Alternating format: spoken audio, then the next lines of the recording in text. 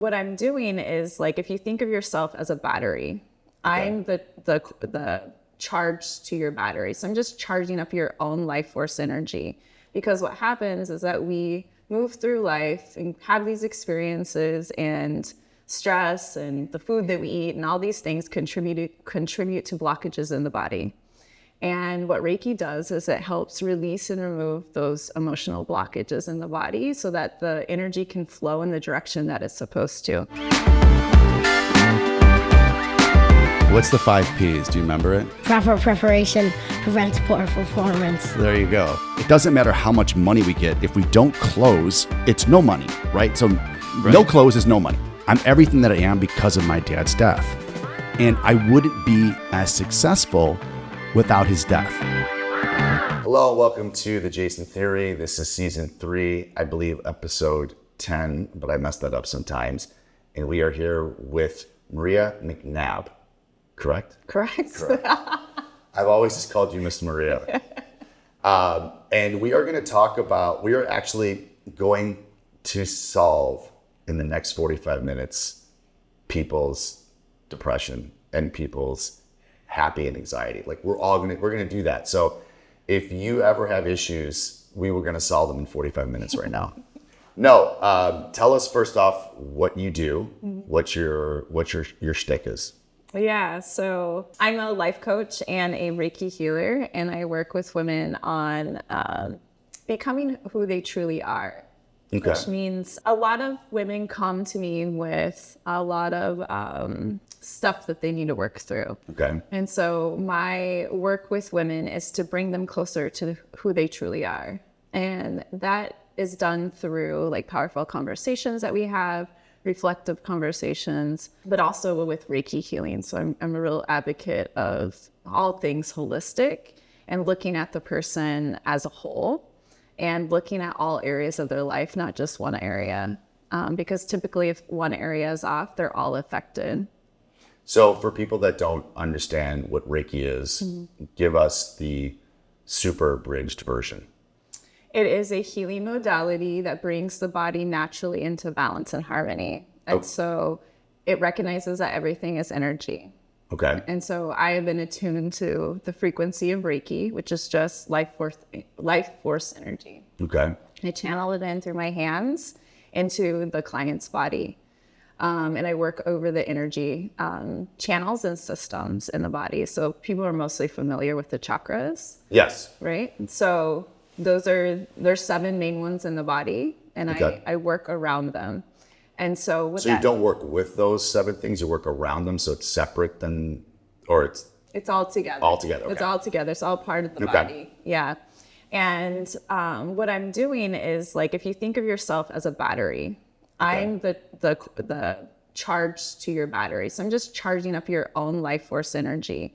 Because what happens is that we move through life and have these experiences, and stress and the food that we eat and all these things contribute to blockages in the body.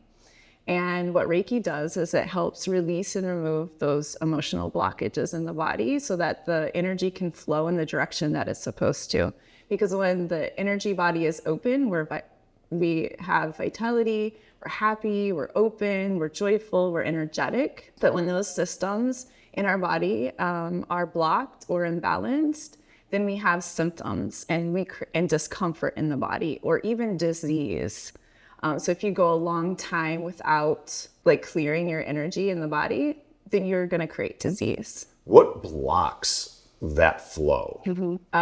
Everything in our environment. So it could be toxins that were in our natural environment. Okay. It could be our thoughts. A lot of it is our thoughts.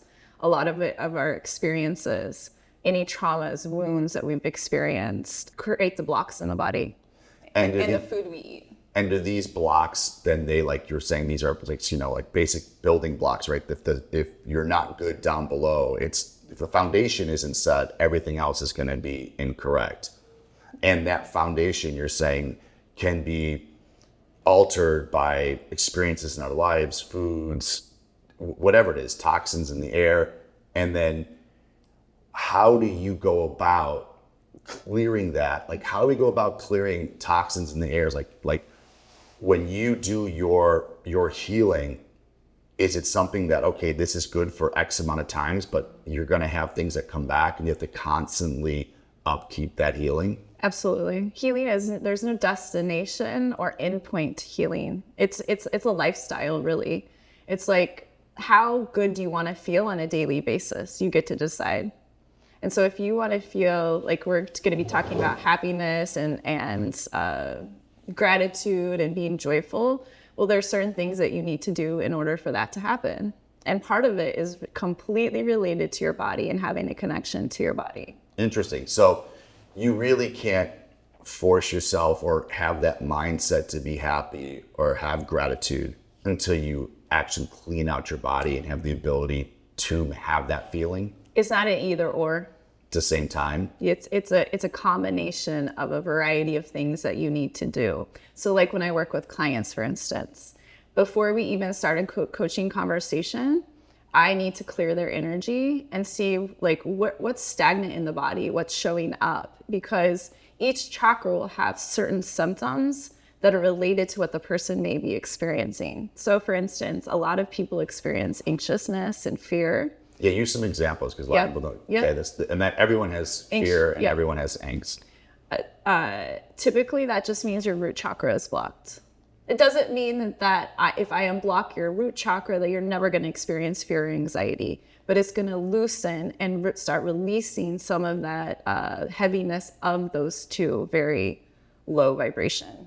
So how does that come about? Is it from the mind creating those blocks, or is it your environment that creates the block and then goes to your mind? Like, I don't understand if it goes exterior to here, or is it interior to here? I think it's both, because so we're energy bodies, right? Like a glow. Yeah, right? Okay, yes. We have an aura, we have an energetic field. And you feel people's. Yes. Yes. You walk into a room, you can feel the energy, right? Yeah. People are like, oh, that person has a presence. I'm like, well, that's their state of mind, and it's just exuding from them. But it's both. Okay. Right? We're connected. They need to be connected.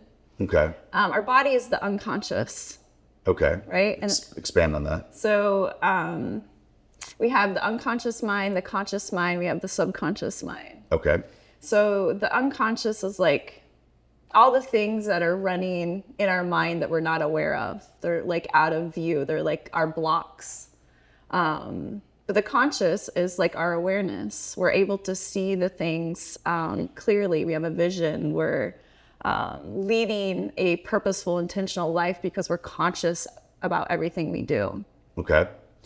The subconscious is like, if you think of an iceberg, right? And the iceberg underwater, like this is all the like really deep stuff, the heavy stuff, the childhood stuff, these stored memories that are in here. Okay.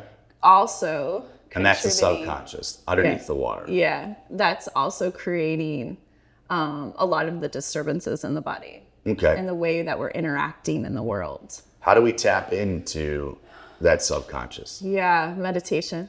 You knew I was going to say that. Yeah. Meditation, breath work. There's certain practices that you can do. When you meditate, are you looking to tap in to those subconscious things and bring them out and then deal with them? Or are you just trying to, like you know what I'm saying? Like, let's like, for instance, my father died in a plane wreck when I was younger. I know in my mind how that has affected me in certain ways. It's probably also affected me in certain ways that I don't know, but kind of probably governs the way that I am as a person, like that I don't even know that's why I am. But when I do stuff, I kind of think back and I'm like, oh, I'm doing this because of X, Y, Z. Exactly. Like, I can kind of I can kind of sit back and be like, okay, why do I have this personality trait? Why do I have this? And I'm like, well, I have this because of this. I have this because of this. Mm-hmm. But there's stuff beneath there. Do you want to, when you're working with people, are you trying to dig that stuff up and then deal with it? that would be a lot. I'm just asking. I mean, that would be a lot. Because that would seem to me like if you have demons that you don't know and it's from something that happened to you, be it abuse or this or that, you need to, like, if you're going to get rid of it. We don't get rid of things. But you have to be able to deal with it. Integrate it and deal with it and release it instead of get rid of it. And when you say release it, like for me, I look at my father's death and I can think of I don't think of the negativity. Like I don't think about losing, someone you love or this or that. I honestly think of like all the fantastic things that happened because my dad died. Yep. Like, so to me, it sucks, but the same way I'm like, oh man, you know what? If he didn't die, I wouldn't do this, or this. Exactly. So like, to me, I never have like, I miss him, but I think when people die, the people that they leave behind, I think it's, when you miss somebody, I know this sounds crazy, I think it's selfish, right? They're gone. Yeah.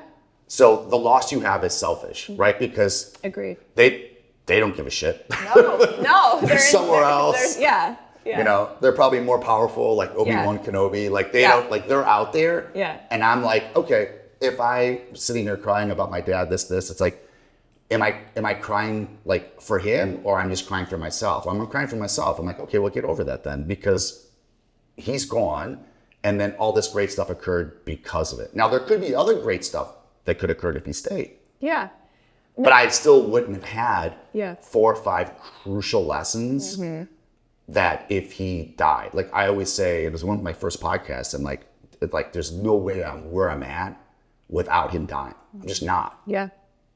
And I think people sometimes like, so is that what you're like? That's how I like, obviously it was a ton of time at a bar thinking about this. But like, that's where I was like, okay, after a year and a half of thinking about this, I'm over it and I get it. Now let's take this lesson that not many 20-year-olds know and let's use it. Yep. I think you nailed what gratitude is, because you were looking at a moment in your life that was traumatic, and then you learned the lessons from it.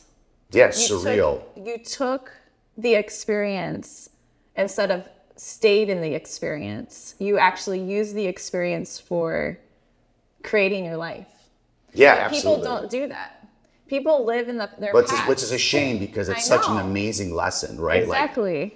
Like I always say, like when I talk to my sons, blah, blah, blah, we talk about, do you miss dad? And I'm always like, I said, by the time I was 24, mentally, I was where a 50-year-old would be or a 60-year-old, right? So because I had lost something so intense that I figured out what I probably shouldn't have known about life 30 years later. And I said, I just had a leg up on everybody. I'm like, no one could see the things, like your vision changes. Like I always tell it to my wife, I go, you don't know like how I see things. I said, because of what I experienced and how it directed myself to a certain way, that like, okay, I have some knowledge that I don't want people to have that knowledge, but man, I have life knowledge that you will never have until you lose somebody that's dear. Yeah.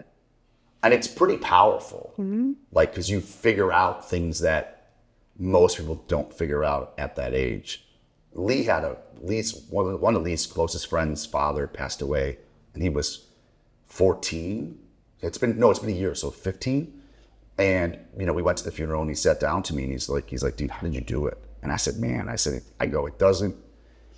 You don't understand it now. I said, but in about a year, I said, you're gonna understand like all of this stuff that no one else understands. I said,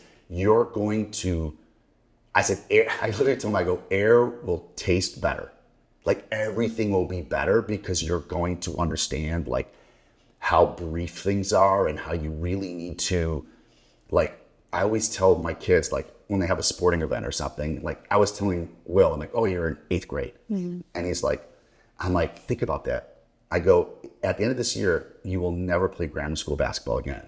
And he looked at me, I said, I'm trying to tell you to appreciate like that you're never going to do that again. Yeah. And just don't bitch or complain. I'm like, just instead of saying this is bad, this is bad, this is bad, be like, oh, this is good, this is good, this is good. Yeah. And just like Lee got there like last year. Like now Lee's like he sees things the other way. But I think that's why people aren't happy. To get back to I totally to get off my agree. little side story, but I think that's why people aren't happy. They're not happy because they live in the past, they live from their limitations, they live from their stories. So that could mean something happened to me. I'm going to hold a resentment against this person, and I'm just going to replay that scenario over and over and over, and then allow it to filter in and manifest in all areas of my life. And then that's where all that blockage comes from. Yeah, and the heaviness of the body, the confusion, and then it just spirals into a bunch of things, and then we can go into like distraction. People distract themselves constantly, like through social media, TV. I mean, you name it. There's a million distractions around us. But if you are gonna, people love distractions. Absolutely, because they don't want to deal with their They stuff. don't deal with themselves. Right, because it's so weak. I know. It's because it's scary sometimes to realize that you are a complete creator of your reality, and you have to take responsibility for that, and that sucks. I know, but if we could get people just to do that, this would be the most amazing world. Absolutely. This is why I coach. This is why I do this. Yeah, just like there's an author, Jocko Willco. He ran a Navy, like the most intense Navy SEAL. And when he got back from the military, he realized that he could apply his SEAL training to Fortune 500 companies. Anyways, he exploded, and it's called Extreme Ownership. And they make a kid's version of this book. I made all my kids read it. It's amazing. And he's like, no matter what happens to you in your life, he's like, no matter what, he's like, it's always your fault. There's something that happened that it's your fault. And he was like, the company sucks. The CEO, your workers don't suck. You suck. And it's a book but no one wants to say, I suck. But then how do you change if you don't acknowledge the fact that you suck? Well, that's why people are stuck in their stuff and go around complaining, distracting, talking about other people, whatever it is that they're doing that are creating their unhappiness. Like, it is a brave act to face yourself in the mirror every day and make conscious decisions on choosing how you're going to show up to yourself. So people might want, have a specific goal, right? But they don't ask, why do I want this goal? They always ask, well, how am I going to get that goal? Without knowing why or what. Why do you want that goal? Why do you want this goal? What is the underlying reason? And you just have to keep asking yourself why, because sometimes why do I want to be number one? Why do I want to be number one? I need to prove to everybody else that I'm good enough. Why do I need to do that? That I'm good enough. Yeah. And so that's what I want to point out is that those are limiting beliefs. Those are beliefs of I'm not good enough, or I'm not doing enough, or I need to control everything because I feel unsafe. Like, those are those unconscious beliefs that are running everybody's reality, all of us. Yeah. But you have to, in my mind, you have to work with somebody to really be able to identify that, excuse me, because they're unconscious. You can't see what you can't see. You know that you keep running into certain behavioral patterns. You have these personality traits, like they come from some sort of belief that have been developed over time. And you feel that energy when you're with somebody, and then you know how to direct that energy. So that's more of a mindset. That's mindset. Okay. Yeah. That's like the coaching portion of my work. But the energetic part is more about, I can feel the blocks in the body. Sometimes I can see, sometimes I can hear what's going on in the body because I'm intuitive. Which is why I do the work that I do. And then over time, we can get to the root cause energetically of what's going on. So say somebody comes to me and their sacral, which is like below the belly button. Okay. And it's your creativity, your sexuality, it's your life force. If that area is blocked, oftentimes people are lethargic, fatigued, aren't in the flow, just kind of feel like just off. just like people say, I just feel off today. I just feel off. I have those days where I'm like, I just feel off. Yeah. And I'm like, I'm like, just get through this day. Right. And then, but over time, feeling off turns into more things. Yeah. Right. So that's just like one example. So when the sacral is open, you're creative, you're going with the flow, like you have energy, right? I'll give another example. So say your solar plexus, which is above the belly button, that's our center. That's like our energy. That's our power. So when we feel empowered, our solar plexus is open. Okay. When we have had a loss of power or we feel powerless, we have low self-worth, low self-confidence, self-doubt, then that's most likely this is blocked. Okay. Right? These are very general. Yeah. Right? Same with the heart chakra. So if the heart chakra is blocked, we may be able to, so heart chakra is like giving and receive love, right? That's the basics. If we've had lots of hurts, we've all had heartbreak and disappointments, right? Well, what happens is we create these energetic barriers around our heart and start closing down this field, this energy center with all of our hurts and our resentments. It's like, hey, I've been dumped so many times. I'm not looking anymore. Now I'm closed down. Yeah, okay. Right? Yeah. Or it might show up as, this happens a lot in women, I'm going to overgive constantly. I'm overgiving. I'm giving everything I have, but never giving it to myself, and have a hard time receiving from another person. So like, if you notice in women's conversations, another woman might compliment a woman and she'll come back and say, oh, well, you look nice too. Instead of just saying, thank you. They'll come back and say, like, women have a hard time receiving. But I do that. You do that? Well, maybe your heart's blocked. That's just another example. But when your heart is open, this is important. You take the compliment. You can take a compliment. You give and receive love easily. You're like joyful and grateful and happy is from your heart space, because the heart and the brain are connected. And you, in order to live a limitless life and a joyful life, it is important to have a heart and brain coherence. There's like all this research on the heart-brain coherence, but we're not going to go into that today. But when you connect that way every day, you're connecting with your heart space and intentionally doing that, because the heart reveals your truth. So when I work with women and I say I'm bringing women back to their true selves, we're bringing them back to their heart space. And we're opening up the heart, because the heart has all the answers. So when I drop into meditation every day as a practice, I focus on gratitude in my heart first. I get into an elevated state of emotion. I allow that emotion to go throughout my body. And then I ask the question, what needs to come through to me through today?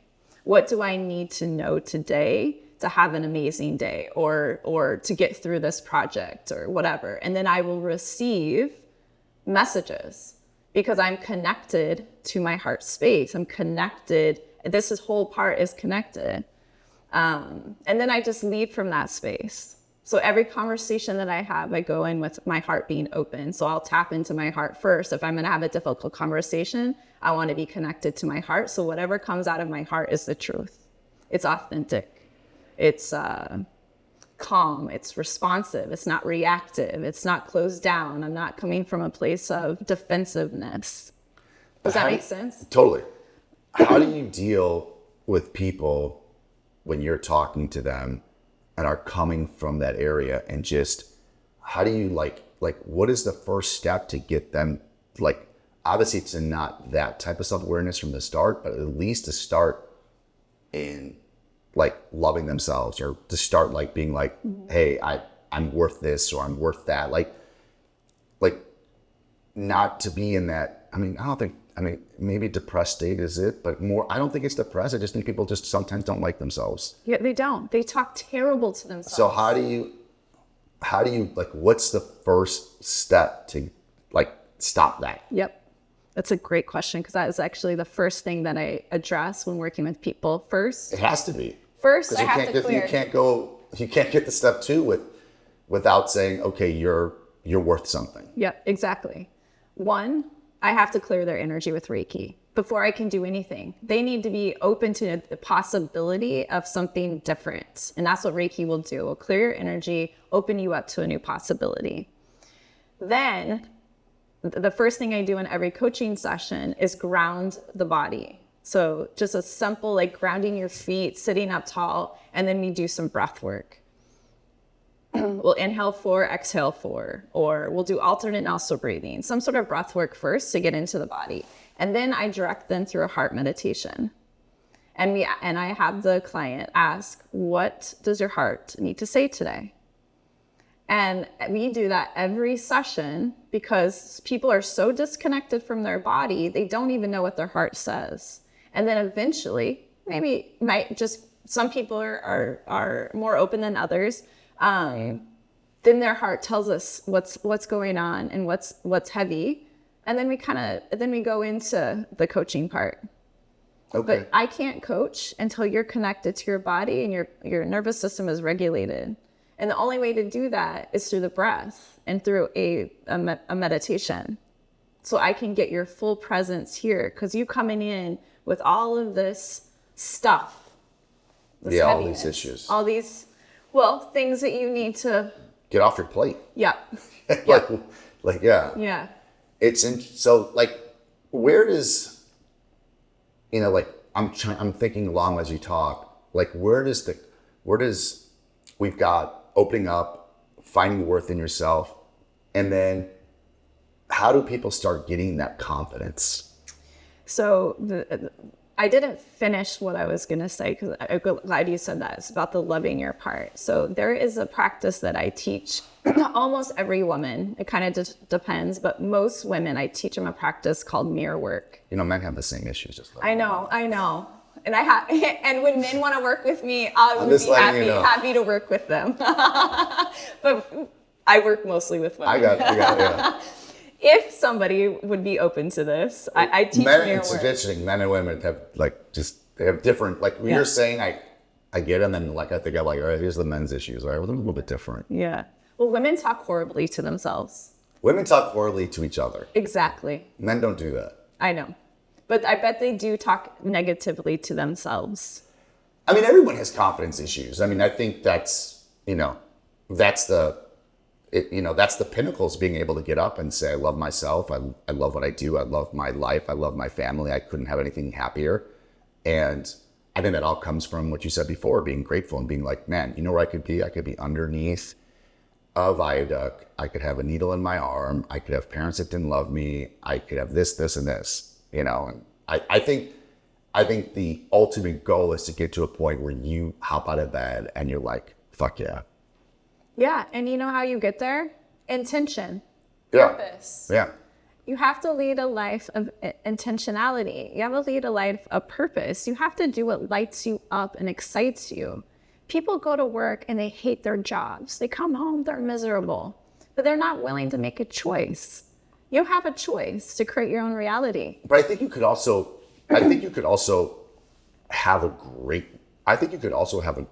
life and hate it because you're measuring yourself to someone else. Yep. Or you just can't see what's in front of you and how nice it is. Mm-hmm. I don't disagree with what you're saying, but I think I could get up and be and just be a miserable person and have everything at my foot and be like, I'm just miserable, because we know those people. You're like, absolutely. It's how can you be miserable? How do actors and people of amazing stature hang themselves? And you're like, what? Robin Williams did what? Yeah. And it's like because they're just looking at everything that's bad in their life, and they can't make that switch to be like, oh, actually, this is a great life. Well, they have some they have demons. Yeah. Inner shadow work that they haven't done or addressed that is contributing to this. And instead of dealing with it, they all do drugs. It's a distraction, right? It numbs the pain of looking at yourself. And being famous that would be really overwhelming. Yeah. I wouldn't wish that on anybody. People are always like, oh, how about if there was a reality show at real estate in here? And I'm like, are you kidding me? No. I would never. I mean, there's people that love that. Yeah. I was like, dude, if you like, that sounds awful. It does. It does. That's awful. Yeah. No It'd be like privacy. cool for like one day, and I'm like, you're still here? Yeah. Get the fuck out of here. Yeah, exactly. I don't know where we went. We're talking about the men and women. Yeah. So continue on. So we're talking about confidence. Confidence, yes. And women being mean at them. But men are mean at themselves too. I mean, they are. Like, you know, like people have issues about that stuff too. I mean, sometimes they're stupid. Like, you know, I hate my legs. Yeah. Confidence issue. Yeah. But a dumb one. True. I agree. I agree. We pick apart ourselves. Yeah. But so anyways, getting back to the confidence, like how do you like, so as you're opening up your heart and as you are loving who you are, then getting the confidence of being like, I mean, confidence is everything. Like, I can talk to this person, I can get this job. And I think once you have that confidence, it manifests itself. Exactly. It occurs. Yes. Because you believe your worth. I think people feel that, right? Yeah. Like people feel that. People like when you have a presence because you believe in yourself. That's your presence. Yep. And I just, you know, people have to get to that point. I had a roommate in college, a great guy, Kevin Moffitt, extremely successful right now, like beyond successful. And we were talking once, and he's like, this is kind of a stupid, but it's not like, this is what guys do. And we're talking, and I'm like, we're gonna go out to the bar today, blah, blah, blah. And like, we're at the bar, blah, blah. I'm like, the girl's looking at you. You should go talk to her. He's like, I can't talk to people. I'm like, what do you mean? He goes, I'm not like you. And I'm like, well, what do you mean? He's like, I just can't do that. I'm like, just do it. Like, I don't understand why, like, people just go straight to like all these things of failure will happen. But if you don't, if you're scared of that failure, I just don't know how to get out of your own way. Well, there's a story. There's a belief that they hold about themselves that you can't see.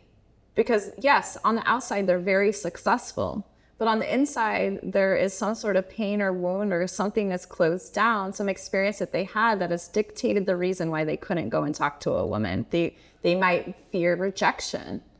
They might fear like what if she doesn't talk to me, which I guess is rejection. And then how does that reflect to me as a man? Am I not good enough? Am I not good looking enough? Am I not of the right status? Like, am I not tall enough?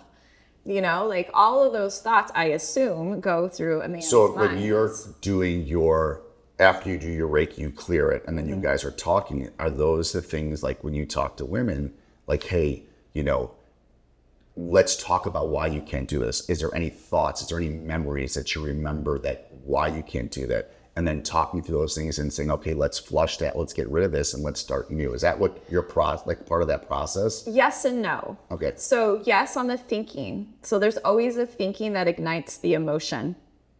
So if you're thinking, what's a good example?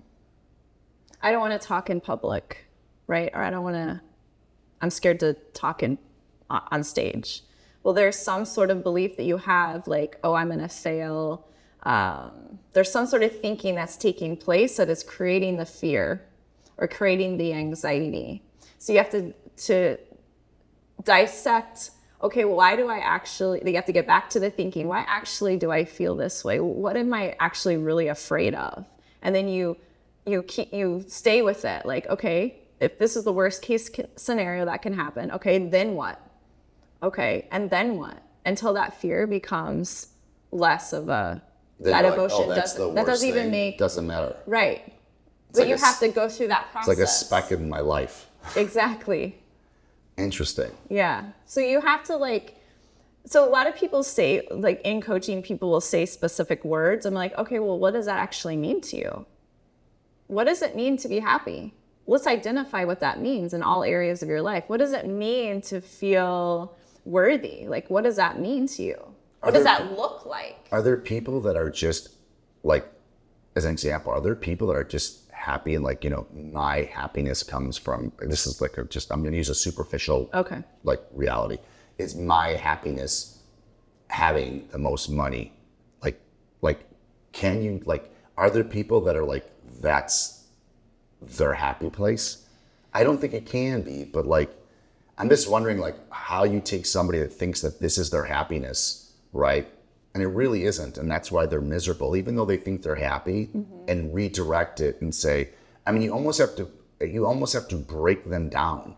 Like in the military, you got to take them back to square one and then set them in the right direction for happiness. That's a lot. Yeah. Well, what comes out in coaching, what I've noticed is that, again, I'm going to go back to these root beliefs that people hold about themselves. And really, like, I can see within a few sessions what's at play. Just by what people are telling me, and like we're dissecting things, and you've listened to enough of it. I can really start, and a lot of it I've already experienced. So like, oh, this sounds very familiar. I know exactly what this looks like. And then we just continue to delayer the whole everything. Do you think that's why women are a little bit easier for you to deal with, because you have like a little bit more of a feeling? Okay, I know this. Yeah, because it's my own healing journey has been. And this is what I did. You're feeling this, or this. Because it seems to me like people love to complicate things. My theory in life is the more complicated people can make a situation, the easier it is not to fix it. So they just keep adding layers of bullshit so then they don't have to get to where they're at. And it seems to me like if you can strip it all away, be it man, female, whatever it is, it's like, okay, we need just to get to like these two things. And once we get to these two things, everything else is going to take care of itself. Like you said, like the building blocks, right? Let's get your energy, let's clear it, and let's get you happy, right? And then, stop wanting to be ignorant, stop complicating matters. Like I always tell my friends, like when we're over having discussions, I'm like, I just see everything in black and white. And everyone's like, no, life is not black and white. I will die saying life is black and white. We make it gray so we can have an excuse why we don't do something. Like that's like my mantra. Everything's black and white. People are like, if you really, really, really, really, really break everything down, it's this way or this way.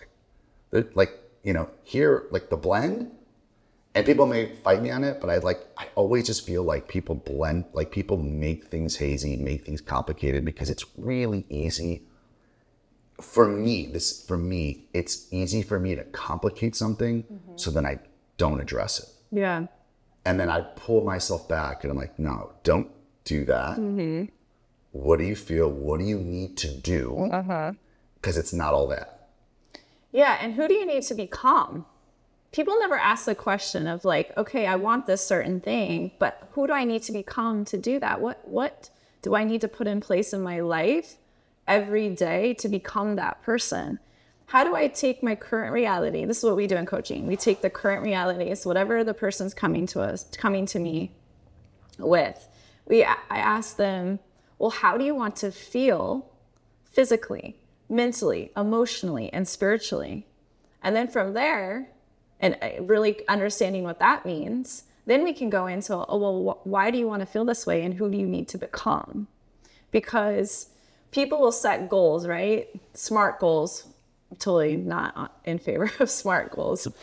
What's a smart goal? I've never heard of that. I want to read 10 books. What is this? It's like smart, like measurable action. We're going to have to Google all the acronyms for smart. That's an acronym. Yeah. Okay. Yeah. Don't worry about it. Yeah. You had me off. Now I'm off. No, don't worry.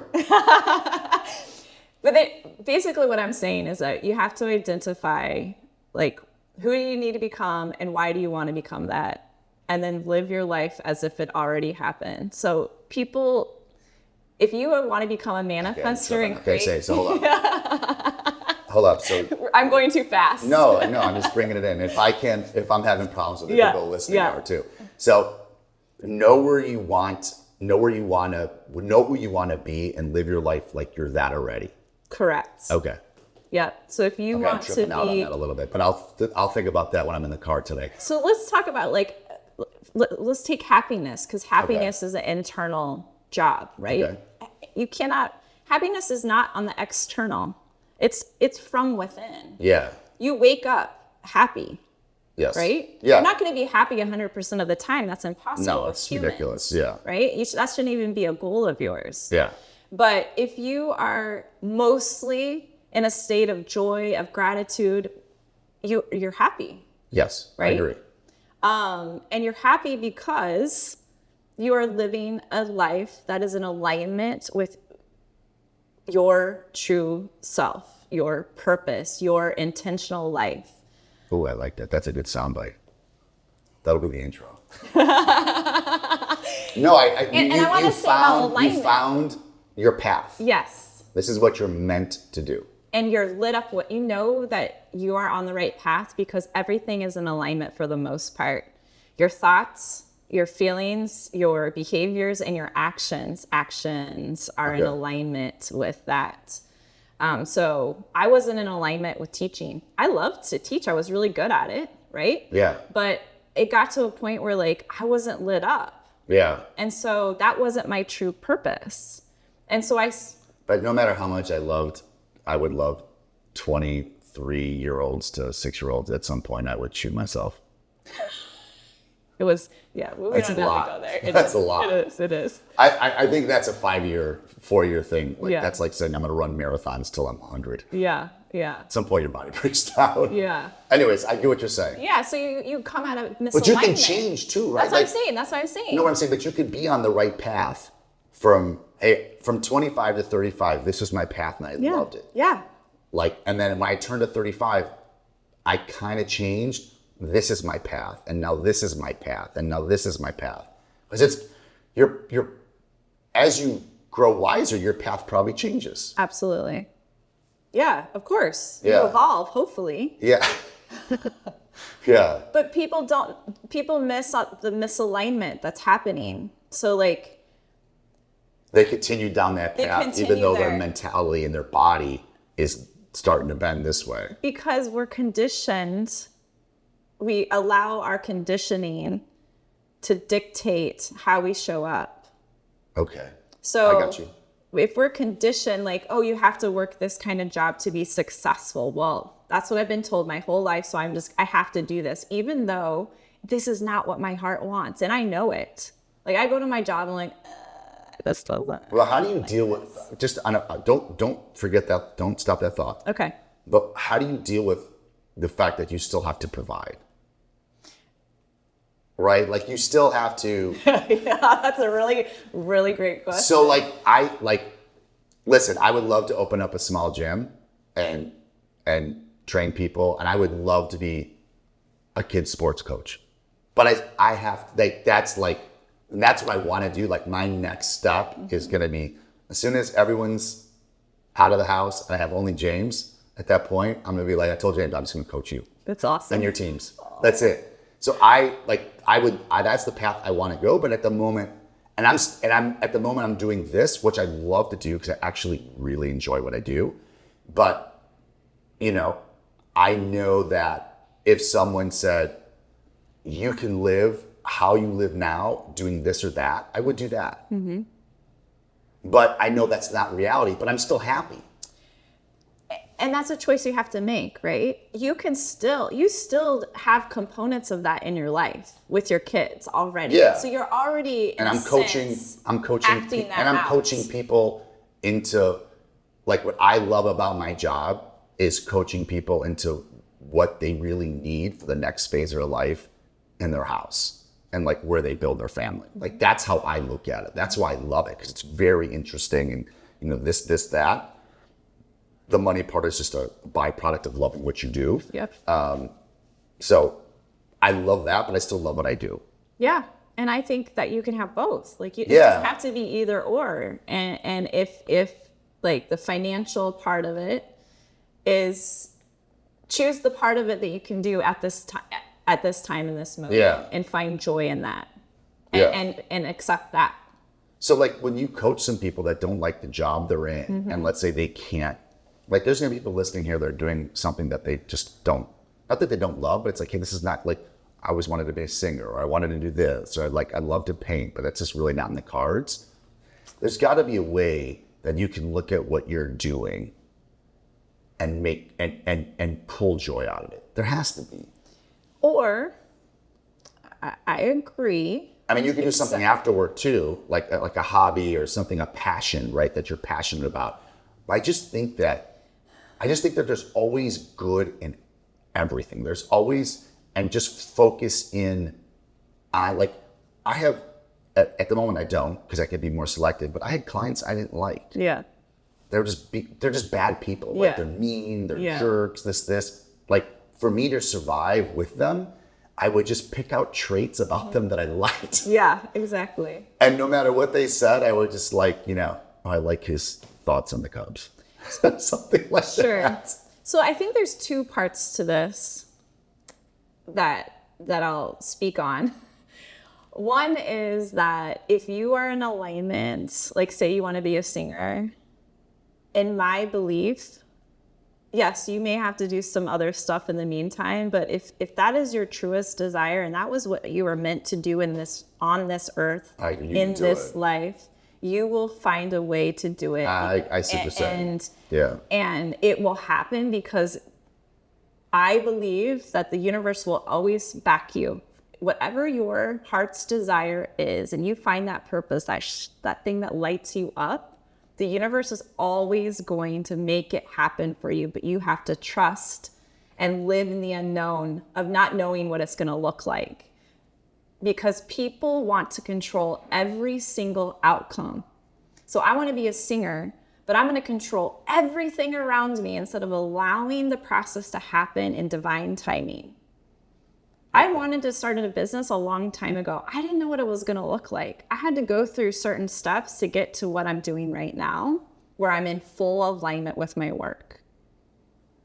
But I had to wait for those components to unfold and for me to learn some lessons and have some experiences in order to have the mindset and the framework and the foundation in order to launch this kind of work that I do. How does that, what you just said right there, how does that compare or work with the mindset of if you want something, it's how much are you willing to sacrifice to get it? And if you truly are willing to sacrifice whatever it takes, you'll get there. So are those in alignment with what you said? Because what I'm saying is basically what would come out of Jordan or Kobe's mouth, right? I always tell my kids, you want to be great? How much are you willing to sacrifice everything else to get to that goal? Versus you're saying, or maybe it's a melt of the two. It's gonna take time. If it's meant to be, it will be. But at the same time, you have to be able to sacrifice other things.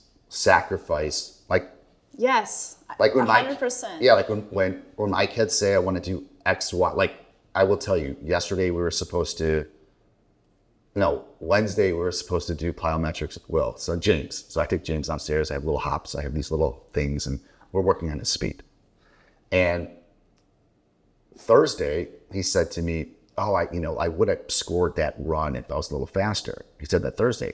And I said, well, that's why I told you to train on Wednesday. Mm-hmm. I said, are you willing to do what it takes to do what you want to do? Exactly. And I said, and that's the formula. That's it. It's fucking simple. That's exactly what I'm saying. And then he's like, well, then let's train today. When we get home, we'll train today. Mm-hmm. So, yeah, it's aligned action. Yeah. I want a goal. That's what I was saying. We're just saying it kind of I'm when you said what you said, I'm like, hold up, this is kind of the same thing I say, but in a different way. Yeah, it's to me, it's looking at from a broader lens that also there is the universe is at play. Yeah. Right? And that to know that. So if you have a heartfelt desire that you're going to pursue, you're going to have to take aligned action, and you're going to have to be okay living in the unknown, which is scary.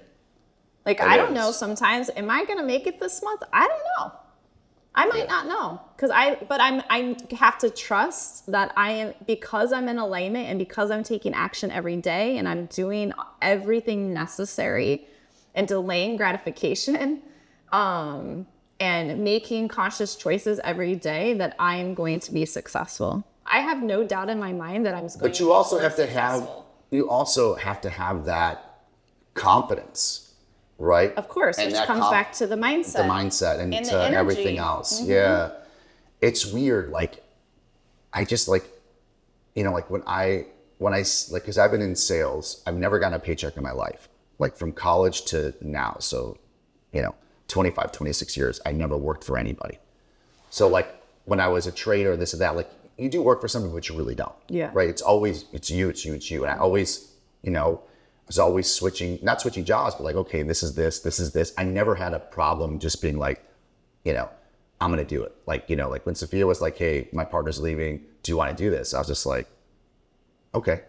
I'm like, I just got to work harder than everybody else. I don't know. I'm coming from a spot where I always tell people, if you succeed in one thing, it's just rinse and repeat.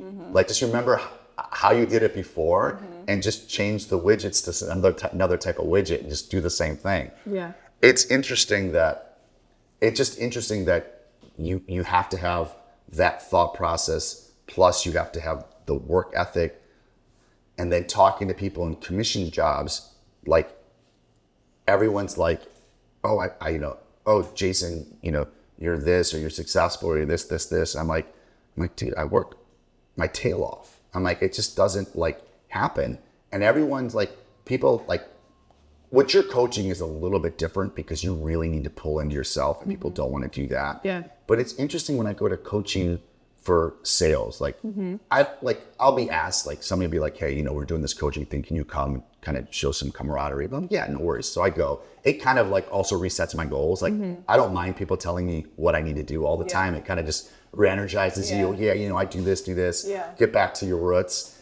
But everyone always comes up to me and goes, well, what about this? What about this? And I'm like, well, what do you do? Like, what's your daily routine? Exactly. Like, I get in the office at 8:05. I have a list of 5 things I do.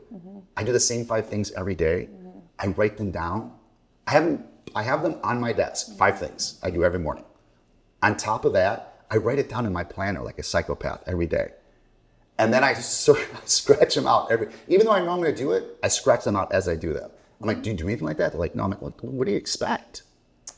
I love that you're saying this because it goes back to what we said at the beginning about leading an intentional life. That's what I'm saying, intentional. Like everything, like I tell that to my kids all the time. I'm like, you have to have like a path. Like you have to have, and then once you have intention and once you have a path, you do not have anxiety. I tell that to Will all the time. Like, when you're anxious, I say, because you're fucking all over the place. Yeah. I go, when you wake up, it's this. Yeah. Like Lee is militant like that. Militant. Well, also, like with that, we don't want to be rigid either. We want to actually mix up our routine to create more creativity. I got unrigid at like 45, but I was like I ate the same meal for like 10 years. Yeah, and I'm so glad you're bringing this up because I want people to also know that is it. That will kill your creativity. I am 100%. My lifestyle is intentional. I wake up at basically the same time every day. I meditate, I do breath work, I chant, I go to the gym, and then I start my work day or eat healthy. Can people be happy and not exercise? I don't think they can. Absolutely not. Thank you. Are you kidding me? You have to take care of the physical. I work out. It's not that hard. You cannot be happy and you cannot. I'm with you on this one. And you cannot be successful. I mean, real success. Like you have to take care of all parts of you. You have to. And if you don't work out, that means that you cannot control yourself, that you cannot look at yourself and say, I need to do this. And if you don't work out, you can't hold yourself accountable. Period. End of story. It doesn't even matter what I don't care what you do. It is. It's just move your body. Move it. Yeah. I have a client. She's 73. She's the cutest thing ever. Her goal in the morning is to meditate in bed, take her coffee around the block so she can move her body, come back and journal.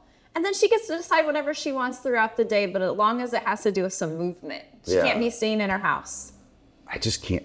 People cannot get their life together if they're not there physically. We haven't gotten into the food. That's a whole discussion too. Yeah, that's a whole nother podcast. Yeah, the food is like, Terrible. I think like everything you're saying is fantastic. If you don't change your diet, everything you're talking about is just pissing in the wind. It's all, we are spiritual beings having a human experience, which means that we aren't just one thing. We're multidimensional. We're physical, mental, emotional, and spiritual. We are all of those things, which means you need to take care of all of that. That's why in coaching, I do it holistically. We look at each one of those and what does that look like and how is it showing up right now? And let's address the whole person. Yeah. Because without that, you're just a fragment. Yeah, you're missing this and that, and you're never. It's like really a car gonna that doesn't have tires or something. Yeah, yeah. You have Anyways, like one tire on your car missing from your car. the workout thing, I just can't. And I'm not talking about people have to become like yacked and this and that. You got it. And I think for me, like even when I walk the dog, I like feeling my movements. I like feeling that my brain is telling my body how it needs to go to get certain places. I find that amazing. Mm-hmm. Like the connection between the brain and the muscle and how you're teaching your body to do stuff. I'm going to add on to this. So say you just like your movement is walking your dog. People are going to walk their dog unconsciously.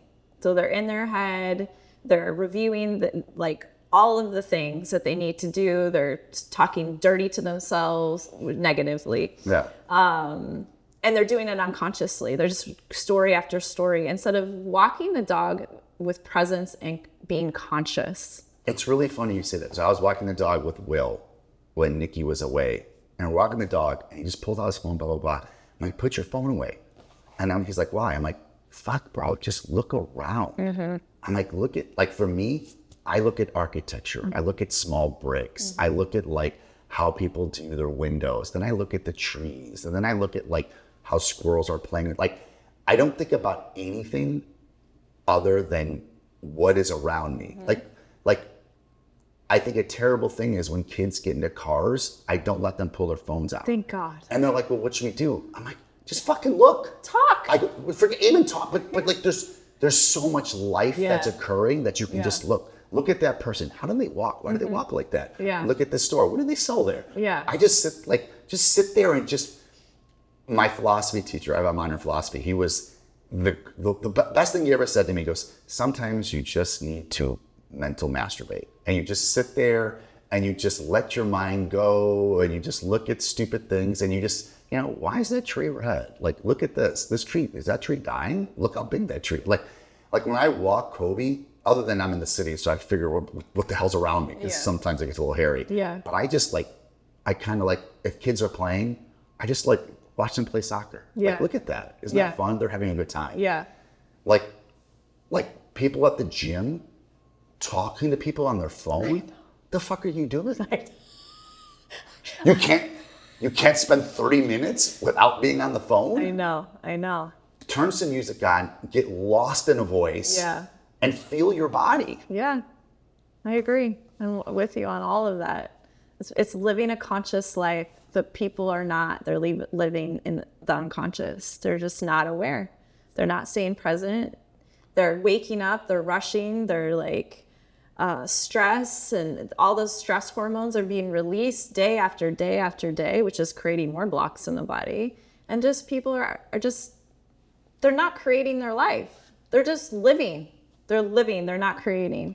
See, I think you could possibly, to get back to that, you could possibly have a job that you don't love, but still be living like in every other aspect and still enjoy all that life's around you and say, okay, this is what I need to do for this time to get some money together. I'm gonna do this.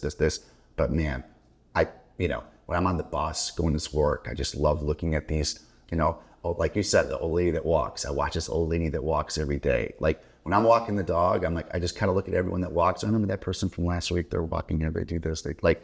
That reminds me of when you're talking about that is that So whatever we have going on internally is reflected out into our environment. So if we're having an experience at work where we're having conflict or we're unhappy, it's because there is a part of us internally that needs to be addressed.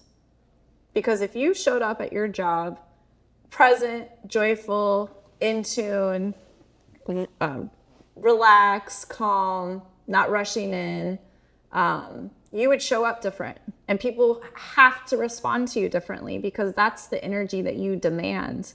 But if you come in like, oh, I hate this job, come in with negative thinking, I'm not good enough, nobody listens to me, or whatever the stories you have going on, then that's exactly how you're showing up energetically. And people respond to you that way. It's very interesting you say that, because I was talking to somebody and we were talking about like, oh, I can't sell this place, this. And I was telling someone, like, I talk a lot to my kids. I was like, I think I think one of my kids was bitching about, something. So I kind of always put it like, man, I go to work 95% of the time, it's a failure, right? I'm selling homes. I'm going to show a house sometimes 50 times, 100 times, and I'm looking for the one person that likes it, right? I've gone to homes and 50 people in a row have pooped on a home, the same home, every time. And you leave and you're just like, oh. But when I go the next time, I have to go like this person is going to buy, the person walking in this door is going to buy this house, because I need to change that energy. So when they walk in, they're like this, I'm saying in my head, like George Costanza say, it's not a lie if you believe it. And I just like, literally, I'm like, I'm going to lie in my head so much that I'm going to have the most amazing, this person's going to have the most amazing experience there. It reminds me that you're doing a little touch of what's called mental rehearsing, and like setting an intention and believing as if it's already happened. I have to do that, like every showing, especially if it's like something like that people are just really down on. And I know when I have a bad house, like, how do I change that? Well, I'm going to change my mental, like your approach. Like, I'm going to change this when I'm there so people can feed off that. Because how many times have we gone in to buy something, the salesperson's like, you're like, well, I don't want to buy that. This person hates this place. This person hates this product. Or they would have some energy. Right? People are always like, oh, you have great energy. I'm like, well, I sell things for a fucking living. I better. You ain't selling anything. I'm not working at a morgue. So I'm just like, it's just really interesting. Like all of this all gets back to like what you said in the start. If everything's not aligned and you don't do the exercise and the food and you're not aligned, and you're just never going to be happy. And it's a shame. It's such a shame that people have to go through this life, and which is so miraculous, and like just not enjoy it, right? Or most people don't enjoy their life, and they're just so. This is not like a negative, but people are just so weak, and they don't have to be. Well, I think it also not only. Yes, I agree with you 100%, but we're not taught to have this mindset from an early age. We're not taught to. My parents did. Well, most people's parents don't. And if you look around at a lot of kids. I mean, I heard the most amazing thing from. Why don't they? Ooh, this is a good question. I have an amazing thing that an athlete said on Instagram, and like blew my mind. And he said, kids aren't lazy, parents are. Exactly. They're lazy. Parents. Because they're not creating an intentional life. Yeah, well, they don't want to. No. Because you know what it is? You know how hard it is to be a good parent? It's a fucking bear. I don't even have kids, but I've raised 1,000 of them. It's a bear. It's intense. It's so easy to be a bad parent, and it's like almost like wanting to be ignorant. It's really easy. Like I did a podcast on like a week ago. We were talking about ignorance, and this guy Jason Wagner, and we were talking about people, and I'm like, people love being ignorant. and I mean in the true sense of the word, not like, oh, you're ignorant, you're a bad person. No, it's just life. It's blissful. Yeah, life is easy, ignorant. I was talking with my friends and we were talking about whatever, this, that. And I'm like, doesn't that bother you? And he's like, man, his quote was, I just want to go home and have a Coors Light. Oh, wow. One of the smartest people I know too. Like brilliant. And he's like, I just still want to deal. I'm like, but how can you do that? Like, how can you not deal? How can you remain in that state?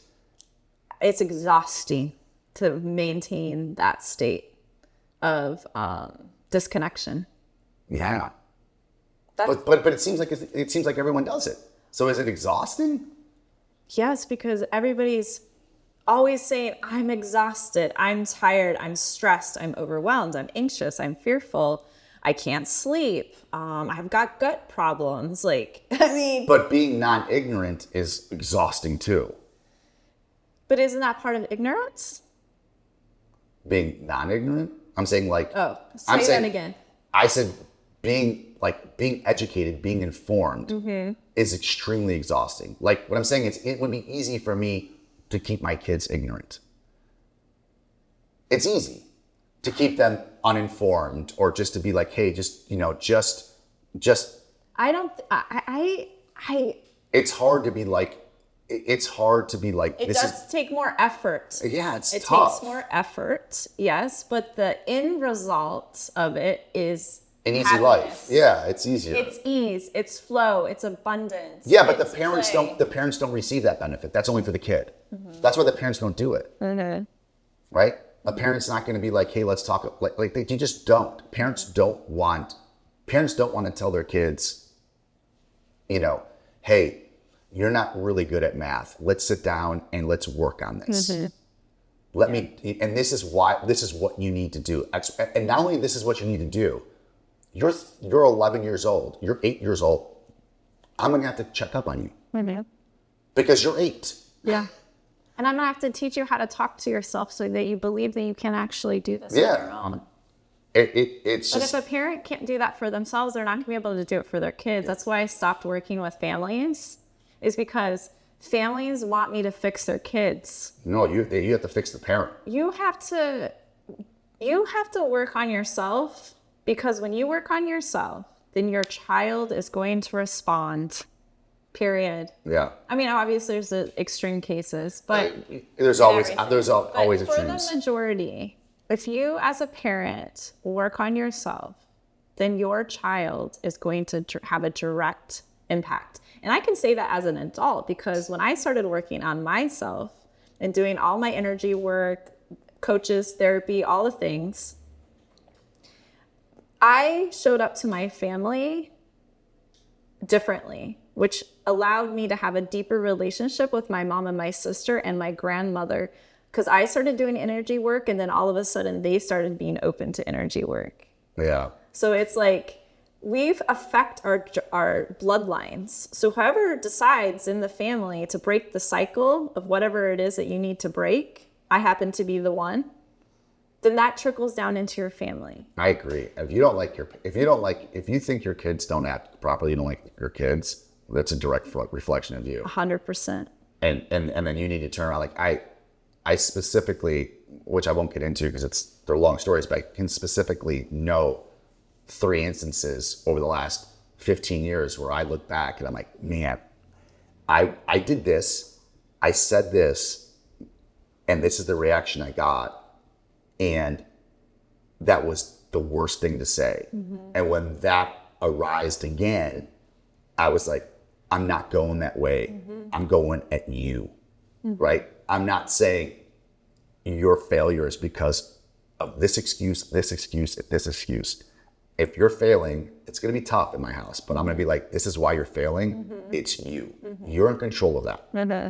I'm not going to sit here and blame somebody else, because once I blamed somebody once, mm-hmm. and then I saw my kid on other instances mm-hmm. blame others mm-hmm. for what he did, not for what he did, because he didn't do anything wrong, but for his shortcomings. Now it's like, oh my God, I need I made an excuse for him. Yeah. And look what happened. Yeah. Now it's excuses. Yeah. And I was like, oh, I'm Yeah. like, no, you. Yeah. And like, I just like, and I think every parent, if they take a second, will be like, hey, I said this, and this is the reaction I got from my child. Is that the reaction I wanted? Yeah.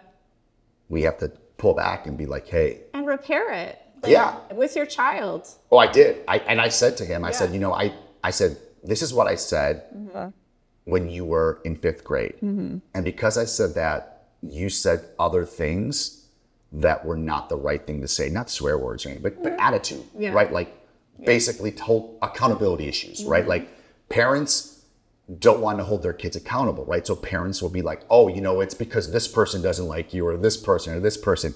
And I would never make that excuse for myself. And I made that excuse for my kid to help him. But in turn, a year and a half later, that arose again. And I was like, no. And I said to him, I said, I shouldn't have done that. You didn't do this, or this because you weren't this, or this. And I'm like, and that's the truth. As bad as it sounds to hurt, like as much as that hurts, that's the truth. I'm telling you this now because this is how it's going to be in the future. Yeah. And parents don't, I don't know if they don't want to know that their kid is not good or not smart or has issues. Like, I don't know if they don't want to know it or they're like, I'm going to deny it so it's not a reflection on me, right? Because you're not helping your child denying it. You're only encouraging it. I think they're just stressed and they don't have coping skills and they don't have, they don't know what to do because they're so chaotic inside. Period. They're just such a mess inside that. So I think the first thing, to kind of, we could probably talk for hours. Yeah. I think the main thing is you have to get order. You have to bring down the chaos. You have to really start looking, like you said, the subconscious. So let's say the subconscious, the unconscious, the conscious, and the conscious. And then really say, I need to hold myself accountable to these things. Why? Constantly questioning yourself in layers until you get to a point where you're like, you either cry. You definitely need to be crying. Yeah, or you get happy, or you figure things out and then break it back up to there. Well, it's about building self-awareness. You need to understand your motivations. You need to understand your why. You need to understand how your body works. You have to be connected to your body. You have to know the signals that are happening in the body, and then respond to those. And you have to have structure. You have to have an intention. You have to have a purpose. And all of that, and you have to do practices. You have to do something. Yeah, this like anything in life, it's repetitions. Right. You have to, whatever that looks like for you, be intentional about it. Be intentional. I do like that. Everything, I say that to my kids all the time. I'm like, everything, they look at me crazy. I'm like, I don't understand why you don't do something if it's not creating something. Like, what are you doing? Like, if you're doing this, why are you doing it? I don't think it's wrong to tell that to your children. As long as it doesn't turn into the belief that I am never doing enough and I have to be perfect. As long as it doesn't turn into that. So I will tell you what I tell Because I see a lot of perfectionism. No, so what I tell my kids is if you want something, you have to do stuff that gets you to that spot. I always say to my kids, you don't have to be that person. You don't have to be the greatest. You don't have to be the smartest. But if you want to, you have to do things that get you there. And then I said, and if you don't get there, if you're not the greatest, and I mean that for like the totality, like if you didn't get to where you want to go, but everything you did was intentional and everything was at its best to get to there. I said, that is your greatest spot right there. And that's awesome. Then you're successful. Not everybody's going to be Michael Jordan. Not everybody's going to be Albert Einstein. But are you maximizing who you are? Your talent and what's your That's all I say to them. Truth. Yeah. Are you maximizing your path? Yeah. That's it. Because the last thing you want to do is, I tell my kids all the time, I said, the last thing you want to do is look back in 20 years and go, damn, I could have done this, and this. I said, because there's nothing worse than regret. Well, you should never regret anything in your life because you had to go through it in order to get to learn, where you're at. To learn the experience. But I want you to add on to that with your kids is ask, why do you want to be the best in this? Tell me why. And keep asking them why, because I guarantee you there's some component that they want to please somebody else. I want to be the best at this. Why do you want to be the best at this? I don't know. Why do you want to be the best? Because a lot of people are trying to please other people. For me, I always want to beat myself. That's it. Like, I don't go to the gym to please anybody. But you have an adult mind. Okay. Yeah. So just start asking your kids. Well, why do you want that? Tell me. Let's dissect And do you truly want that, or you think that's what I want you to want, right? Because we get those messages from our parents. And that's where that conditioning comes from. Well, I always say to them, I'm like, listen, you don't have to do this, but if you're going to do it, let's do it. Yeah, because I'll support you. Yeah, I say that all the time. Yeah. I said, I will drive you from here to California, but I'm only doing it if you want to do it. I think at some point, and I've had coaches tell this to me, at some point from someone told me from first grade to 6th or 7th grade, normally the parent wants it more than the child. And then eventually, what I've noticed, that 7th, 8th, and freshman year, if the child doesn't want something more than you, it just falls apart. Yeah. So I always told my kids, up to 13, you're going to do what I ask you to do. I go, after 13, you're on your own. I think that's fair. I said, but up to 13, you don't know what you want. Yeah. You know, my oldest son wanted to quit baseball half a dozen times. Now it's like a passion. Yeah. Basketball, quit. The kids want to quit all the time. No, you're not going to quit. Because it gets too hard. Yeah. Yeah. We're not quitting on our team. Yeah. You're not quitting. Yeah. You get through it. At 13, Will's like, I hate baseball. I'm not playing anymore. Okay, you're done. From a guy who was a multiple all-star. It's like, I just don't like it. Yeah. But I made him play. Yeah. And then I was like, done. Okay, you're done. I don't know. Yeah. It's good stuff. Good stuff. Yeah, it was interesting. I'm charged. I am too. That was charged. So good. Yeah. All right, how do people get a hold of you? Yes. What is your Instagram? Maria.Lynn, LYNN.Macnab, MACNAB. Okay. That would be the best way. Okay. They could just DM me from there. DM you there. Do you have a work email? Yes, Maria@bluelifeflow.com. Okay. That's my work email. All right. Thank you so much. This is awesome. Thank you. It was. It was good. It was good. Any questions? Ask Maria. For some reason, your brain is scrambled. Sorry, listen to it again. Multiple times, it pushes it out better. Anyways, be good. Thank you so much for listening. Thanks.